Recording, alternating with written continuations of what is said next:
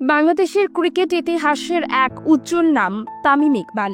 Bat হাতে এনে দিয়েছেন বহু জয়, সৃষ্টি করেছেন হাজারো স্মৃতি।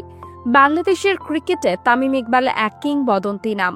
তার পারফরম্যান্স এবং নেতৃত্ব দলের জন্য বরাবরই গুরুত্বপূর্ণ ছিল। তবে সাম্প্রতিক সময়ে তার স্বাস্থ্য নিয়ে ভক্তদের মধ্যে উদ্বেগ বাড়ছে। গুরুতর হার্ট অ্যাটাকের পর তার মাঠে ফেরা নিয়ে জল্পনা কল্পনা চলছে।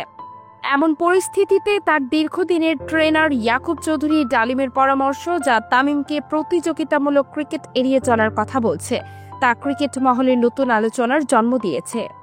2024 সালের 24 মার্চ তারিখটা ভুলে যাওয়ার নয়। ঢাকা প্রিমিয়ার লিগে মোহামেডানের হয়ে খেলতে নামা তামিম হঠাৎই মাঠেই অসুস্থ হয়ে পড়েন।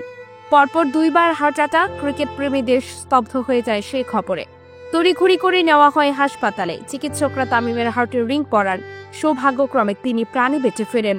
হার্ট অ্যাটাকের পর অনেকটা সময় বিশ্রামে ছিলেন তামিম। সময়ের সঙ্গে সঙ্গে তিনি সুস্থ হচ্ছেন। কিছুদিন পর ব্যাট হাতেও দেখা গেছে তাকে।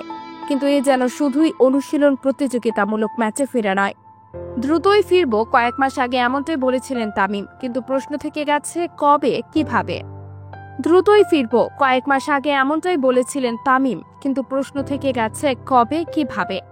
তামিমের দীর্ঘদিনের ফিটনেস ট্রেনার ইয়াকুব চৌধুরী ডালিম বলছেন, এখনই ফেরাটা ঝুঁকিপূর্ণ। তিনি মনে করেন তামিমের শরীর এখনও প্রতিযোগিতামূলক ক্রিকেটের চাপ নিতে প্রস্তুত নয়।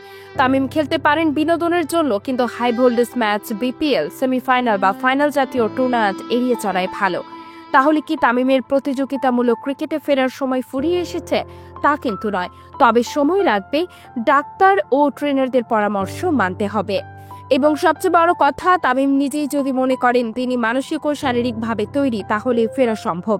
তামিম শুধু একজন ব্যাটসম্যান নন, তিনি এক অনুপ্রেরণা। কোটি ভক্ত তার সুস্থতা কামনা করছে। হয়তো তিনি আর মাঠে আগের মতো ফিরবেন না, কিন্তু স্মৃতিতে থাকবেন চিরদিন।